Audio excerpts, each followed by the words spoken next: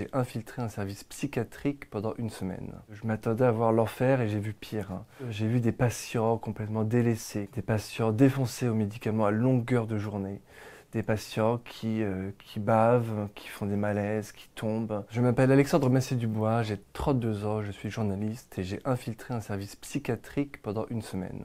Pour me faire passer pour schizophrène, j'ai adopté plusieurs symptômes. Il y avait le discours décousu.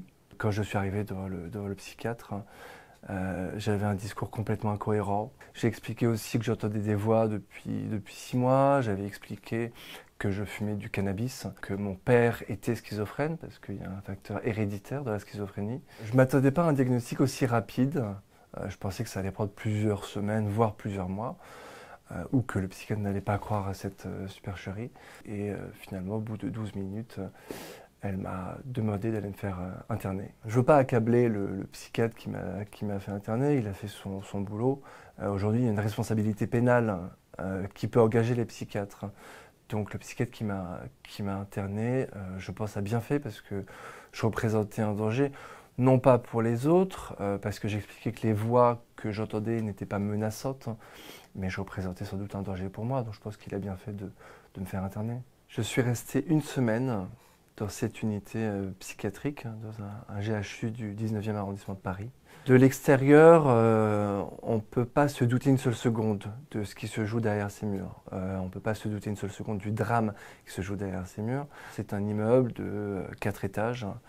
À chaque étage, il y a à peu près 35 patients. J'ai vu des patients complètement délaissés, complètement abandonnés, des patients défoncés aux médicaments à longueur de journée, des patients qui bavent, qui font des malaises, qui tombent. Les patients en hôpital psychiatrique, ceux que j'ai rencontrés, vivent leur quotidien avec une grande résignation. On se croirait en prison, une odeur de mort, une odeur d'ennui. C'est très aseptisé, il n'y a pas de décoration, il n'y a rien. Et puis il n'y a rien pour égayer en fait, le quotidien des patients.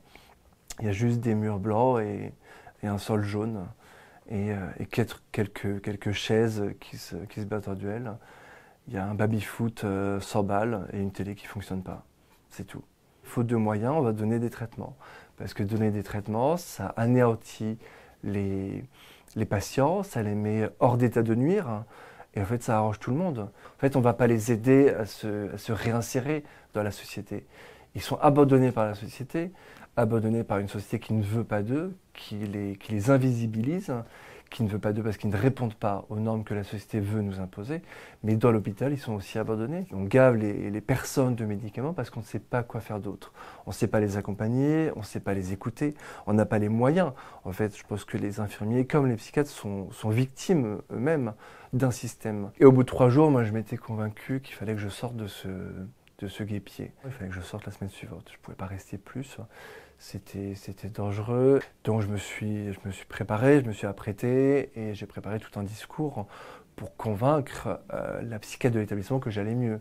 Donc je lui ai expliqué que j'avais retrouvé un cadre, que j'avais repris contact avec mes proches, que l'hôpital psychiatrique m'avait aidé en fait, là, pendant ces quelques jours à aller mieux. Et que par conséquent, je voulais partir la semaine suivante. Elle m'a répondu, c'est pas possible, vous ne pouvez pas aller mieux sans médicaments, vous êtes malade, vous ne pouvez pas aller mieux sans traitement. Donc il y a un bras de fer qui s'est mis en place, et elle m'a dit, on en reparle dans 4 jours. Et on en a reparlé 4 jours plus tard, et j'ai réussi à la convaincre de sortir. En tout cas, elle a compris que j'étais dans mon droit. Moi, je retrouvais finalement mon confort de vie, je retrouvais la liberté. J'ai passé une semaine en hôpital psychiatrique. D'autres étaient internés depuis 6 mois, depuis 1 an. Et j'abandonnais finalement à leur sort ces personnes que j'ai rencontrées, qui m'ont apporté énormément d'humanité. J'ai rencontré des gens qui avaient de 18 à 75 ans, qui viennent de tous les milieux. Tout le monde peut finir en hôpital psychiatrique. Ça peut être votre frère, votre père, votre voisin. Aujourd'hui, c'est 1 personne sur 5 qui est touchée par une maladie mentale. Donc on est tous concernés.